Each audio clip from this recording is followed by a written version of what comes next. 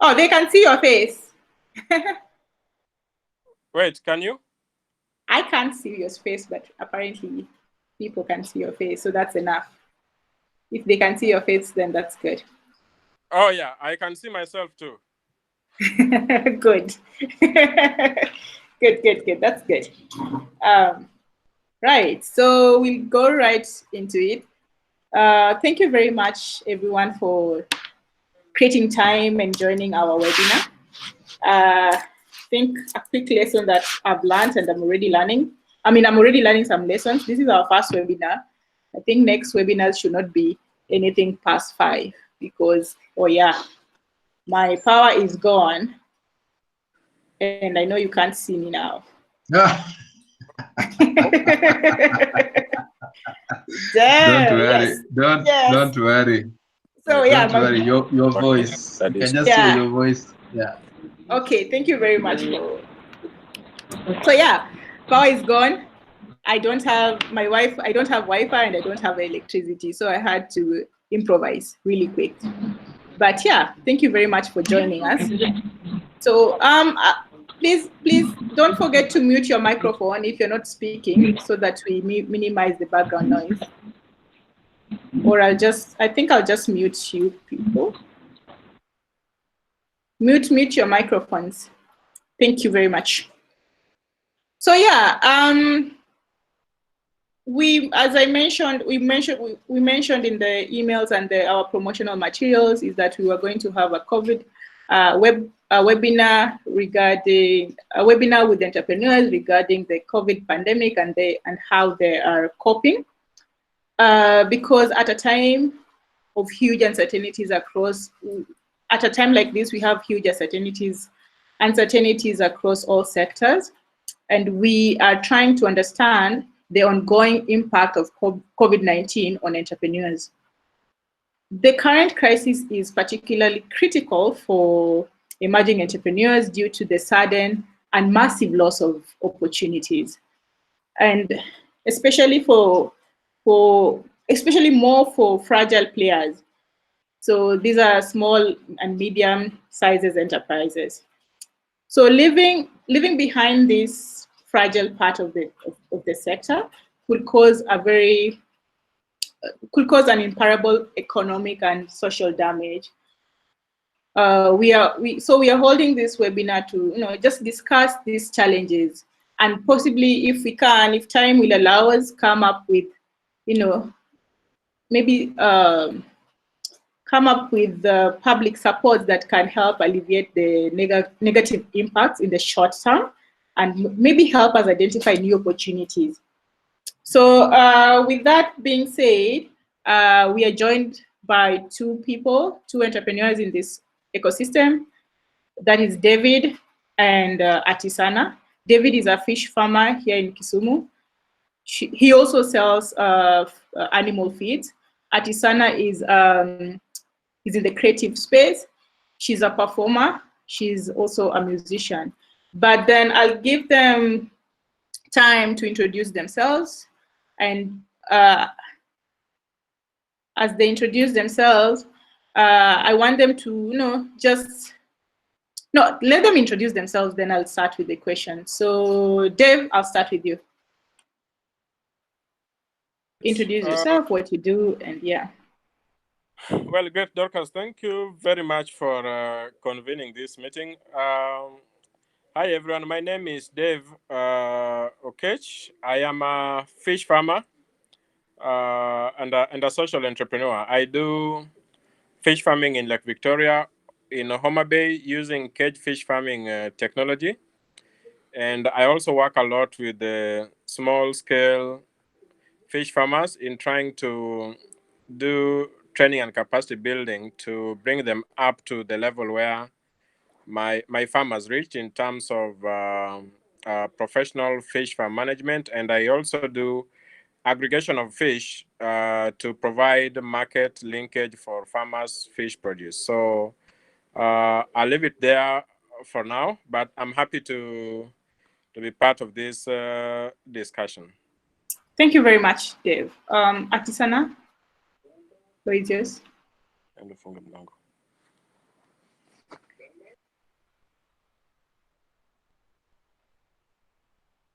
Hey, Atisanna, can you hear me?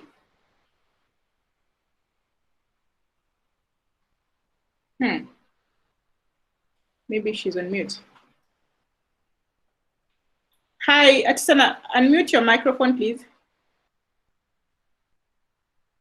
Your microphone is on mute. There's a red button that shows a microphone.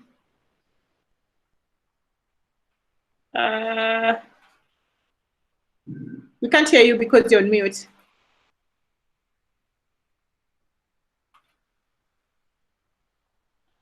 Is no. there a way to mute? Is there From my to end? Yeah, that's what I'm looking for, but I can't.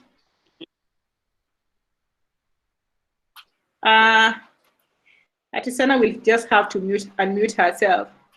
So who can write for her? Dev, do you mind giving her instructions of how to unmute herself? Using a phone, because I'm using my laptop. Yeah, it's fine now. There, is it okay? Yeah. It's fine now. Okay. I'm sorry for that. My name is Atisanna, and I'm a nyatiti player. I'm also an entrepreneur in terms of culturepreneurship. I also am an activist, and music for me is actually a business. So I'm in business, whether there's COVID-19 or not. So I'm always linking with other people all the time to try and find something to do across borders.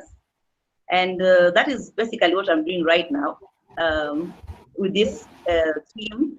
I think it's a good way. The webinar has brought us together as we invite other people that we've never met before, who we can share ideas and come up with something. So this is, for me, is actually looking for a solution in a challenge like this, and that's my work. Actually, this is part of my work. That's what I do. This is my work now. Oh, nice. Great. That's great. Yeah. So Atisanna, since you have the mic, do you mind just telling us how this pandemic has affected your business? This pandemic has affected my business in a way that I cannot just say only monetarily wise, but also socially, because we have the social distancing. And so for us to come together and do our rehearsals, for entertainment, it has become very difficult. Because when it comes to rehearsals, you have to meet and you have to engage other people. And so like right now I can say like 3 kilometers, 5 kilometers from each other, no rehearsal. Yes, so that has affected, the rehearsal part of it has really affected us. Okay. So how have you managed to pivot around that? Because you still have to, I guess, do your rehearsals and all that. So my question is, are you still doing your rehearsals? And if you're doing it, how are you doing it? In fact, we have a rehearsal coming up on Sunday for our client who is in London. Yeah. So the work to be done. It's a film he made. I made for him music, but I need to add more music to it. Yeah. And I need to put the ladies in the village. Yeah. So I'm going to Sido. That's my mother's village, and meet the ladies. So my point person is in Sido, but the only way he needs to pass the message to these women is through phone, maybe going to their home. But he also has to educate them on how they can come to the meeting, and they can come still with their masks on and with their sanitizers. Yeah. So it's very much possible, so that when they come, we'll be able to see how the rehearsal by just giving each other some space. Okay. Using a bigger space. So you have to find a bigger space, a bigger field, still meet your team. Yes. And for them to rehearse. But then again, that there's some level of danger that you're still exposing them to. But I get that you have to do it because rehearsals have to go on. True. Yeah, thank you very much.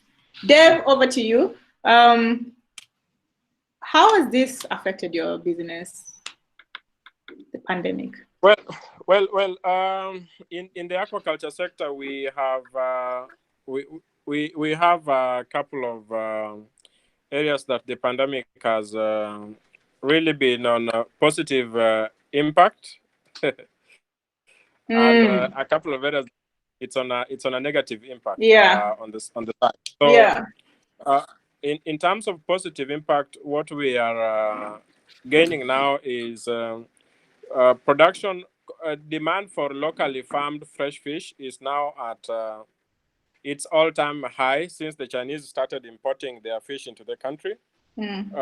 So we have, I don't know that you are aware, but when China was on lockdown, even production of fish, importation of fish was stopped from China. And so it's now 3 months down the line.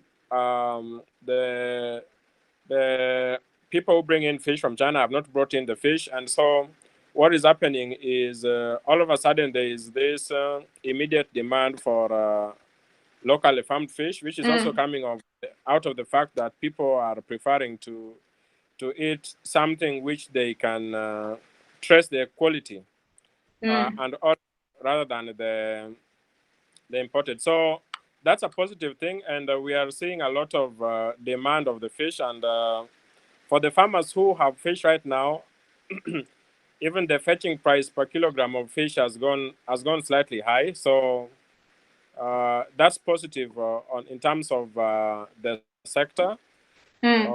One thing that is also coming clear right now is the market that was originally unoccupied that was originally occupied by Chinese fish is now being occupied by the supply of local fish, and so we are witnessing an increase in market size or in the pie of the market for our fish, and that's quite a good thing for us. We intend to keep that pie that we have gained. Well, yeah. Even after the COVID, pandemic, Yes. Now, in terms of the negative impact that we are having on the other side is we rely a lot on imported fish feed, and what is coming out is there's no more importation of feed that has happened for the past 3-4 months, and so the cost of feed for fish production has also gone high because we now have short supply of feed in the country, and everybody is struggling to get that.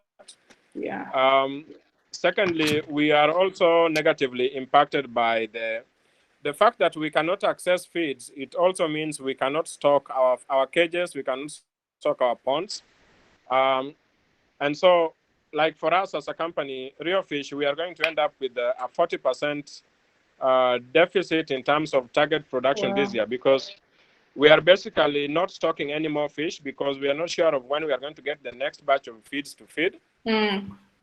So our production pipeline is already down it's going to be affected by 40%. And that means the fish that was to be ready in November, December will not be available. And so what we have to look at then is how do we fill in that gap? So that has negatively affected us. Then there's now the issue of what you call social distancing, even when it comes to servicing your customers. So, like in one of our point of sales at the farm gate, what we are forced to do is to control in terms of how many of the traders can access the farm and at what time. And this kind of limits the traders because normally everybody is used to coming together by 7, 8 a.m. People have taken the fish and they are gone. But now we have to do what is called orderly purchase or sales of fish to them. So, well, this is negative for now, but I'm seeing it in the long run turning out to be something positive because we might end up sticking to that system if it can bring some level of control in terms of our checks and balances. Because sometimes when you have so much people coming for fish at once. You also end up with a lot of losses. But now with keeping social distance, we are able to have a lot of ways to control the impact. So right. Yeah, that's the negative impact that we have had so far on the pandemic. Yeah, I thought one positive would be, because you're essential services, since you're providing food, then your business has to go on. So that would be a positive for you as a person in the fish industry. Yeah, exactly. Our business is ongoing. Okay, right. Thank you very much for those remarks. So I want to encourage everyone that is listening in that if you have any questions, just write it down on the chat box. I'll be able to the two speakers would be able to see and respond. Atisanna has left the chat. The next question was directed to her. So, well, I think I'll continue with you, Deb. There she is. So yeah, Atisanna,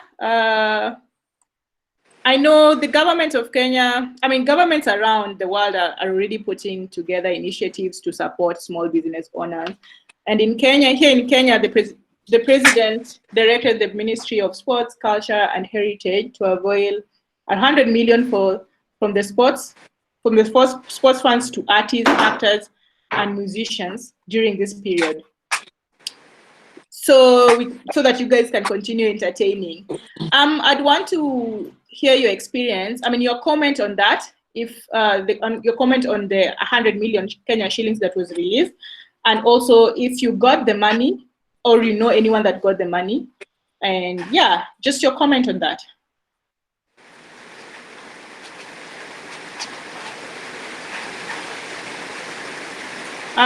You're on mute. Can you hear me? Yeah, we can hear you now. Yes, Dorcas, I didn't get that money. I wish I did, because I got the link very late, like a day to the closure. That link. So when I got in there, it was closed. Oh no. So I don't know why I didn't get it in good time, and why it was created through maybe the Arts and Culture Arts Committee Council, because I'm a member there. So I can't know which channels they used for artists to get the link, because this link was shared to me by a fellow artist. Yeah. More official, maybe through the county offices or something like that. Sure. But everybody. And then I don't know if it's going to reach everybody. Not everybody maybe can access, internet. Yeah. Because you have so many artists. We even have artists who do maybe folk music, and they're in the village there. Some are old and not computer compliant, or I'm not sure if all of them got that information. Yeah. Yes. So the way that was used for sharing this link, and then after that, the system that is going to be used, the management system of paying people, I don't know whether it's going to be efficient enough. Yeah. So I wish we did more research before they could even share that link. Yeah. So when you say link, does that mean a link to fill in your details, or what do you mean when you say link? Not getting the link. For me, that link was an application form. And it was only targeting artists who are registered with MCSK, and not all artists are. Some are live performers. They just go and perform. Sure. Yes, live. Yeah. Okay. So they should give it more thought. I think they should give it more thought, and then be able to use a system that is going to be better. Yeah, I agree. So, but still on that, how would you, if you were to suggest to the government, how would you want the government to support, if they really wanted to support all artists, including the ones at the grassroots level? Maybe they need to have a proper information management system, which can be able to reach out to the group leaders, band leaders especially, and see that all of them have, forwarded their names to the government. the proper offices, and then now they can be able to reach all the bands instead of targeting one individual artist. So as you as an artist, you felt like the fund is not very inclusive because most people down at the grassroots levels were left out. They were left out. Okay. And they were the majority. All right. Yeah. Oh my God. Okay. Yeah. I can see there's a question here. I don't know if it's a question, but someone has typed in something. Okay. Jeremy is asking, let's define the new normal. How does it look like? Yes. Atisanna, what's your new normal? My new normal? Yes. Now with the COVID. I can say there's a group we created from another group. Yeah. And it's calling itself COVID-19 Challenge, 2-week challenge. Yeah. So we finished 2 weeks, we got into 1 month. Yeah. And we are continuing strong. We have consultants there. Yeah. We have we have a goal where everyone is writing down what they're going to do in the specific period of time in terms of their security, intellectually, financially, and what's the fourth one? Of course, physically.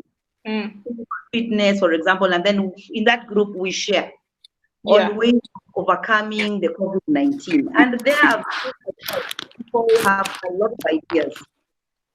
Very good ideas on especially business, becoming more innovative in trying to create something new, and then turning the houses into offices, and just it's called preparedness, just being prepared for the worst, because we don't know we'll never know when this thing is going to end. So we are all prepared, and preparing ourselves. That's all I do on a daily basis. Yeah, I mean, that takes me to the next question that I want to ask Dave, because Dave, you talked a bit about how now how buyers of fish have to, did you say, there's an orderly system of how when buyers come into the market, they have to line up and get fish, which you are looking at it as an advantage because now there's a bit of order in the market. So I'm thinking this could be the new normal because you're thinking this system works well. I'm also, at the same time, I'm thinking of how us as LACAP, we had to turn most of our classes to online virtual classes, and they're working really well. So with that, I was even thinking that if we go back to after all this is over, we need to maintain the virtual classes for people that cannot physically be in class. I'm just thinking that aside from the orderly system and orderly systems that you have of how buyers get fish, are there new systems or are there new innovative ways that you've seen come up because of the COVID-19? And would you want these things to continue even after the pandemic? Because as much as we have the pandemic and it's bad, we have some positive things that have happened in our business spaces. Just the same way Atisanna is saying, they have this challenge that they are doing weekly and it's motivating them to be better. And it's all because of the COVID-19. Yes, Dave. Yeah, I think, are you able to hear? Yeah, I can hear you. Yeah, so I'm saying, I think basically for us, what this new order or new normal brings to play is how we can scale up the innovation we've been working on, which is our mobile app-based technology that is a very simple e-commerce platform that should be connecting farmers and traders, even at the grassroots level. So we realize that some of the traders really have to travel long distance to come and access our fish and take it back to the market. Yet between the point of origin to the point where our farm is, there is a couple of small-scale farmers whom they have passed in between, uh, who have uh, who have fish to access. So, how do we give fish traders information about the available source of fish at their fingertips, so they cut short the distance between us and them, and they are also, able to access fish easily. So you are looking at how to kind of decentralize access points for your fish. And one thing that we are really keen on getting done is our aggregation point in Kisumu and our aggregation point in Migori County. We are trying to fast track those two major points of access for the fish, so that we can ease the pressure that is coming to the farm, and instead people can access fish from the different sources. So it's about taking advantage of the increase in demand to give your target customers efficient and easier way of accessing your products and services. And that's what we are trying to do. We were actually planning on opening the Migori fish processing plant in August, but we pushed it closer to May or June, so that we can start servicing our traders and giving them more easy access to the product.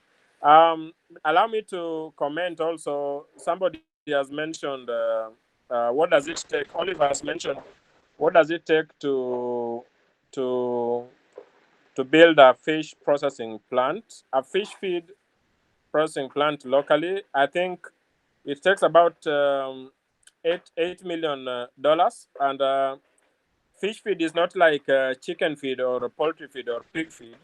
There is a lot of research and development that has to be put in it, and for most investors who want to invest on fish feed production locally, they are looking at a minimum demand of about 10,000 tons per year.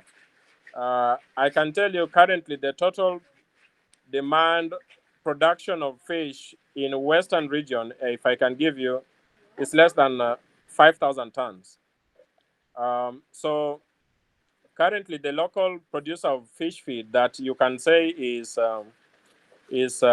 producing some, not quality, but some bit of fish feed that we can rely on is Unga Limited, and it's the only one that is thinking of supplying fish feed across the entire country. So with less international trade, meaning they cannot also access soybean that they normally get easily from Brazil, because of now direct competition from China, they are also have shortcomings when it comes to producing enough feed that can be accessed by all these fish farmers that are now demanding the feed. Again, there is also the issue of quality, but that is for discussion in another forum maybe.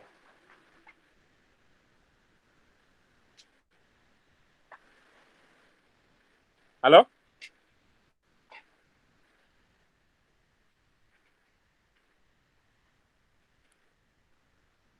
Hello? Dev, Yes. seems like Dorcas has, I think, Dorcas is on, but then there's also the other question on demand. Oh, you've answered that. You've answered both. Yeah. I think I've tried to tackle Oliver Marenda's question on should be sufficient to motivate local production of fish feed. Yeah, I think it is high time some serious investor comes in to start doing local production of a high quality fish feed. Mm-hmm. So, I'm trying to figure out how we are going to hide this. So, okay. So in this time, what's your new normal? How are you working, Dave? Well, our new normal is still evolving at the moment. But tentatively, what is going to be our new normal is we are going to roll out a technology that will enable traders to access our fish online rather than direct movement from the towns to our farm gate sales. We are opting to look at how we can enable traders to access information about our available fish, and we deliver at their nearest market centers to avoid, the issue of social distancing at the farm, and also to help us reach out to more traders who may not be able to access us because of lack of information. Okay. So there's another question for you, Dave, from Charles. He's asking, how will the situation be like for the farmers in case of a lockdown, either partially or a full lockdown in other regions? Currently not yet. And that could also link to you. You trade in a very perishable commodity. So how Yeah. is the restriction of movement from towns affecting you, and how are you mitigating against that? Yeah, I mean, if there's already one thing that is limiting is whenever we have to move fish from Homa Bay to Kisumu, it has to be during the day, and you have to really do your harvesting on time to make sure even the packaging and the vehicle is on the road by within the shortest time possible. So it is going to be tough if there is going to be a total lockdown. But I presume a total lockdown might not be so much strict when it comes to food distribution, because we are not locking down people in the house to die. They have to feed, and I think fish being one of those classified as essential commodities that are necessary for continuity of humanity. We have the option of applying for essential service provider, which currently we don't have, but we are in the process of getting from the county government of both Homa Bay and Kisumu, so that we can continually deliver our fish to the traders and to the consumers. But for small-scale farmers existing, uh, it might be a very difficult thing for them, because when it locks them down, it means they cannot access even the market that they may need to access at the right time. So probably for them, the new normal will be to try and find aggregators like Rio Fish around their areas that they can deliver their fish to, so that those aggregators can then distribute, rather than them trying to reach out directly to the traders. Okay. Asante. So I think Dave and Atisanna have explained to us the challenges they're going through and how they are trying to mitigate against the challenges and how they're adapting. So I think I will, as we wait for Dorcas, she's back. Dorcas?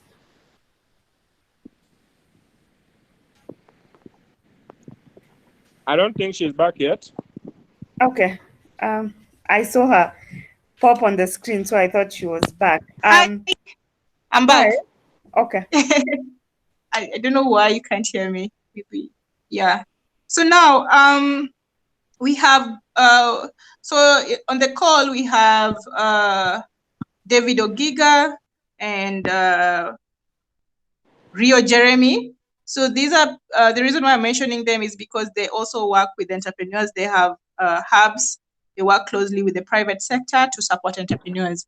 And the reason why we had this call is because we want to understand what challenges you guys are facing, and because we get to talk with private sectors in terms of how they can support local entrepreneurs. It's only noble for us to ask, because I'm sure they want to know what kind of support would you want from hubs like Lake Hub, like PhiLab, like Sorting Hub, and other hubs, because David also represents the Association of Countrywide Hubs.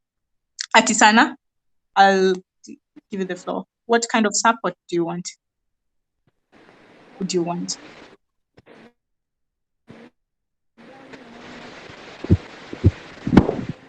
Hi, Lucas. Hi.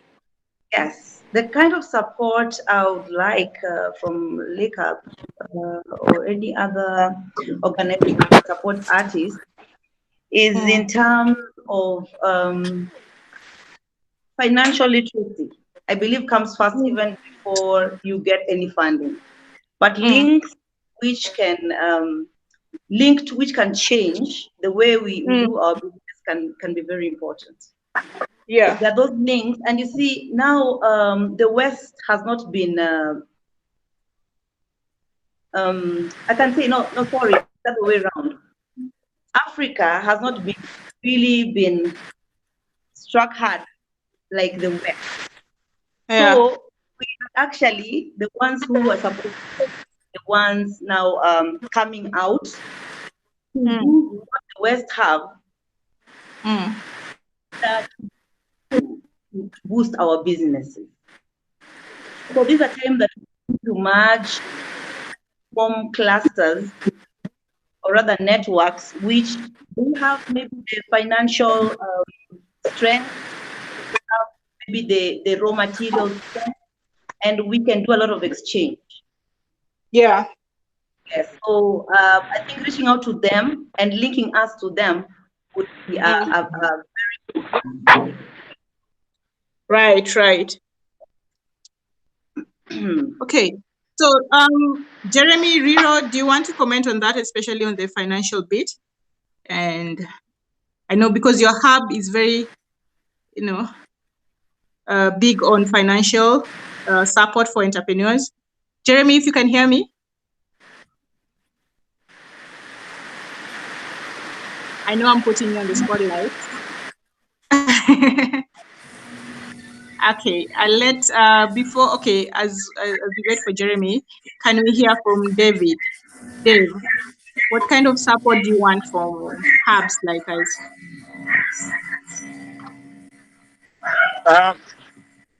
The kind of support we need is exactly similar to what my fellow entrepreneur in the artist side has said.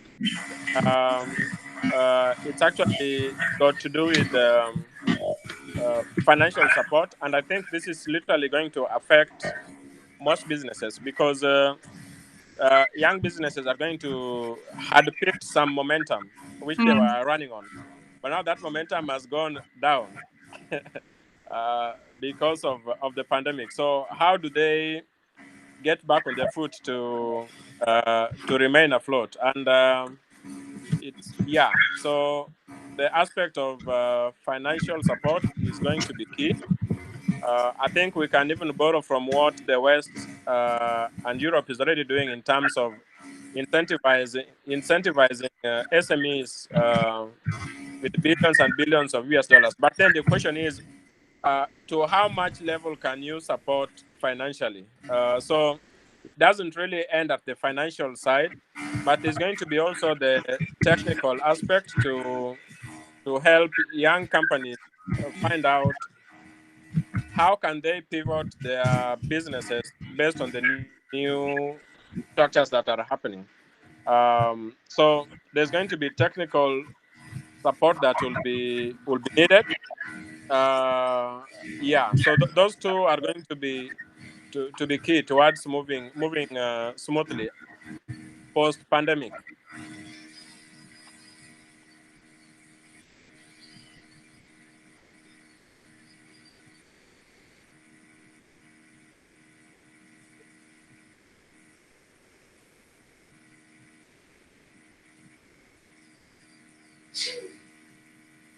Are we still there? Yes, we're still here. Yeah. It seems Dorcas, our moderator, has. So Deborah, maybe we can move. We can move to the.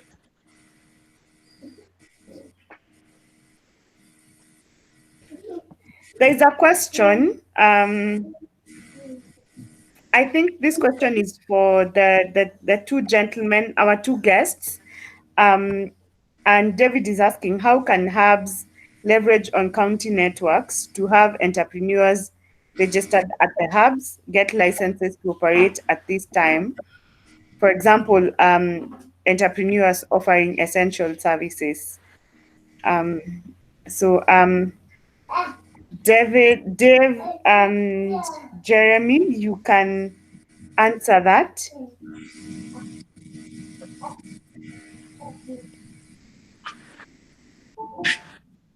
Okay, so I think I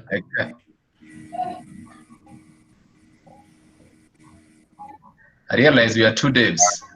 Is it David Ogiga or Dave the fish farmer? I think there's David Ogiga. This is your question, David Ogiga. Okay. Yeah, thanks for the question. Actually, Dave Okechwi, I met you, I think it was in KG, Kenya Jobs Catalytic Fund. It's been very, yes, yeah, the final in Meta, and so very impressive presentations, really. Yeah, so so I think one of the things, just Karibu.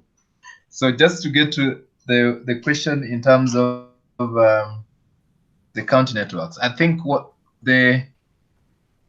whenever there is a calamity of this nature, it also provides an opportunity for new business. But most likely, what I see is that people who will always not welcome you are more or less more welcoming. And so sometimes the experience hubs have with the counties is a love-hate situation. On the other hand, the counties tends to be a bit operates more as government, so their process and procedures can be low. They perhaps think you're duplicating some of their roles and things like that. But I think if, like what we are doing now is, what role can hubs play, especially in the fight against COVID, then it gives us an entry point also in order to be able to get to the county's level. And so it's absolutely very possible that during this situation that the counties can have a more lenient approach to the hubs, and especially support to entrepreneurs, because we all are in this together, and the 80% of our economy is managed by SMEs, and so I think this is the time to perhaps to speak more to people who can be able to support you. And I think myself, who runs hubs, will perhaps be in a better position to help entrepreneurs. But that also said, I also wanted to mention that every dark cloud has a silver lining. And so this is a challenge, not just to us, to you, but also to me, because the hubs also operate like a business. And that's basically, so I'll even consider that this is also an information for us, is what is it that you can be able to do different? If you look at different people are affected differently. For example, Dave, I think this is good for you that China fish is not coming, so you can actually be able to sell more fresh local fish than so that without the competition. But you look at today, I was looking at the media, I see two guys linking up with Jumia in order to take fresh produce. So they using the distribution channel in Jumia to take fresh produce to consumers. And so a little tweak in the business model. I think 2 weeks ago, I also saw Sandy linking up with Tuskys in order to be able to help in home deliveries of shopping. And so situations like this can also help you to navigate or to think about a new approach or a new business model. So that's the second point I wanted to make. And of course, lastly is to cut back in terms of expenses, cut really back. Don't be afraid to speak with your lenders. I remember as SOTEHAB, we had to go and speak. We had some credit with the bank. As soon as the president announced that banks will be lenient with us, next morning I was knocking on their door, and amazingly, it only took a week for them to agree to some of the, like, we can stretch some of these payments. And so, yes, situation is hard for everyone, but I think you never know. This perhaps could be able to provide you with a new business idea or new opportunity. So the thing is to be resilient and keep on doing what you do. Be on the listen to opportunities that are around. Yeah, and I think we'll all come out stronger. So that's what I can.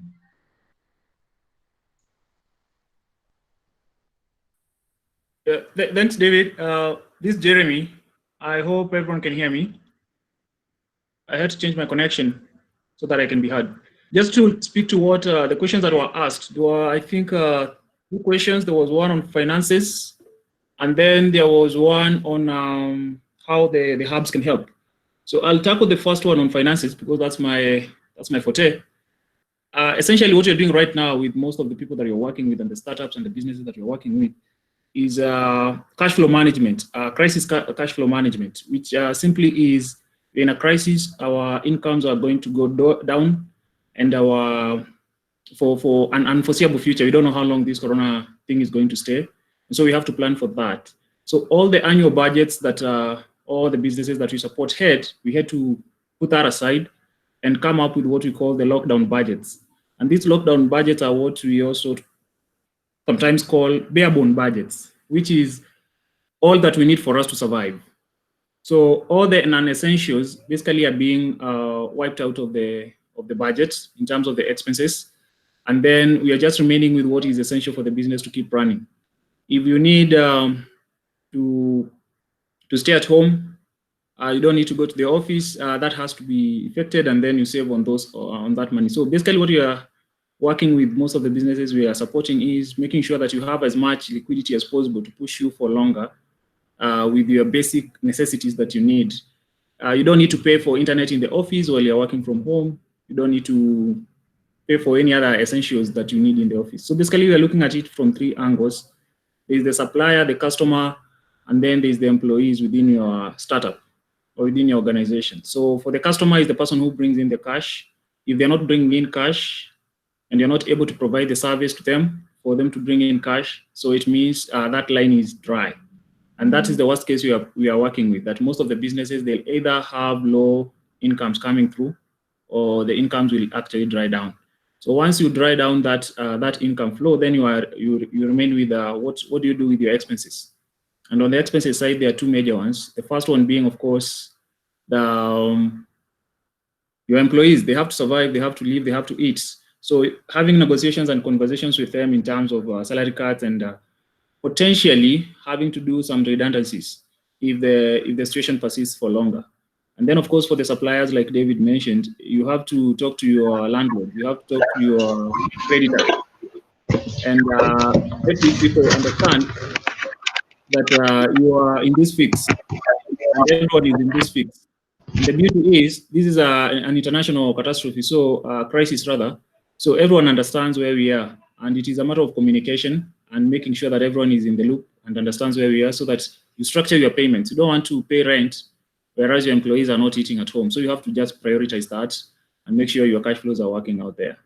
In terms of how to access the money through from the government, that's still a puzzle out there for us also. We are still trying to figure out how is the government going to structure a stimulus package that goes down to SMEs and startups down there, and how can we help channel that money. Now, the challenge comes with identifying who should the government give the money, because most of the businesses and startups especially, you find that they are operating informally, they are not registered. And so trying to find out a way that is clear and straightforward to channel money to them is a challenge, which comes to the point of how can hubs support in this. So ideally, I believe hubs should be there to help startups formalize their operations and also think about their business model and their growth. And that aspect of formalizing operations, I think that's a very essential part now, based on the question that was asked, whereby now hubs should be making sure that any member that comes to the hub is actually formally registered as a form of business that is known by the government. Because when this kind of stimulus packages start flowing, the priority will be with those registered with some known organization or institution. I heard the lady who is a musician or an artist, so to speak, saying that the form they received was purely for guys who are registered with the Music Copyright Society of Kenya, I think. And I think those are the channels that the government is going to use. It can only use channels that are formal. It cannot use informal channels. And so I think hubs should also, besides helping people with identifying their problem and solution and market size and all those kind of things and financial models, the other important thing to help organize the startups do is be very formal and be legally registered. If they need to join some associations that are related with their industry, if it is health sector or food or whatever, or fashion, make sure they join those organizations so that in terms of crisis like right now, they can also get the support. And so if we had not done that before, I think this is the time to start doing that for our members. So yeah, thank you. And sorry for taking too much time.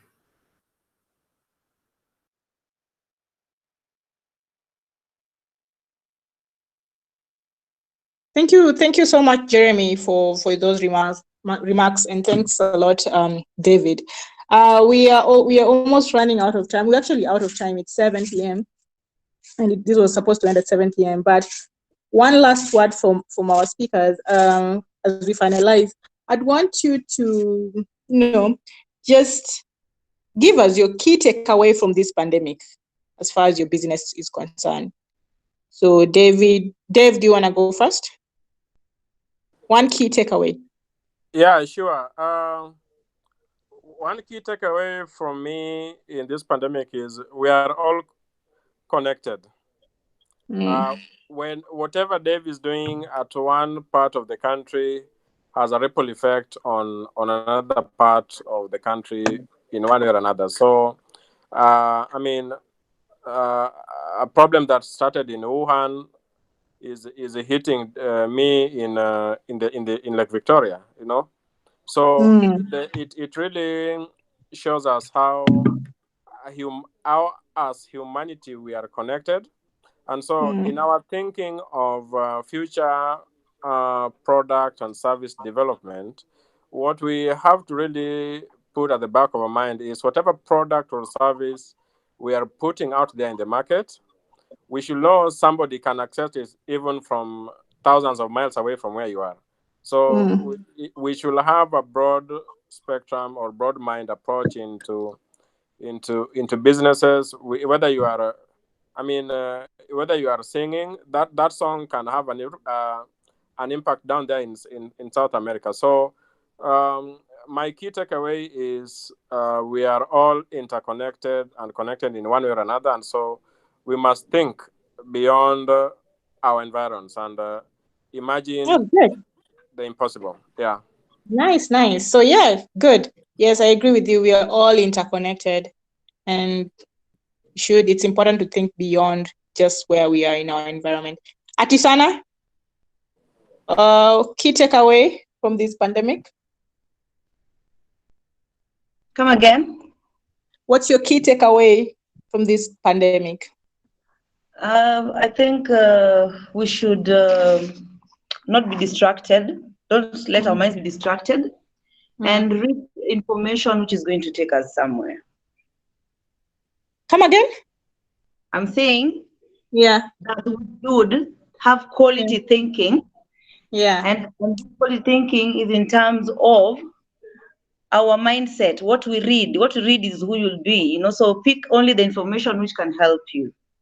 Yeah. Don't be so distracted with the issues of corona and freak out. This also comes to the mental issues. Oh, yeah, mental health. Yeah, okay, I get it.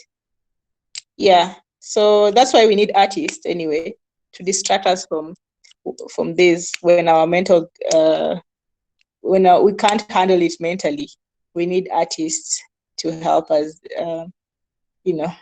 just calm down. So yeah, I think at this point we'll close. Thank you very much, everyone, for joining in. Thank you for staying for 1 hour and listening in and participating. We have recorded this and we'll definitely share it with you. We have your emails. We'll share it on our social medias. And hopefully our goal is to continue with these webinars. And hopefully maybe the next one will be something along financial management during this time. And if Riro agrees, then he can do it. Or yeah, Riro, I'm not putting you on the spotlight. Yeah, thank you for organizing. Okay, yeah. So Riro, maybe next time we can do one on financial, management and surviving financially during this pandemic, especially for entrepreneurs. And anyway, we'll let you know what we decide. But yeah, thank you very much. Have a good night. Next time, I promise it will be earlier, not 6 to 7. Bye. Thank you very much to our speakers, Dave and Atisanna. Thank you. Thank you. Thank you so much, Dorcas, and God bless you. Bye. Bye. Bye. Bye. COVID-19 inaelezea kero ya baadhi ya viongozi kuonekana kulemaza shughuli hii. Tazama video hii ya gavana wa Meru Kiraitu Murungi katika kile alichosema ni kuhamasisha wenyeji.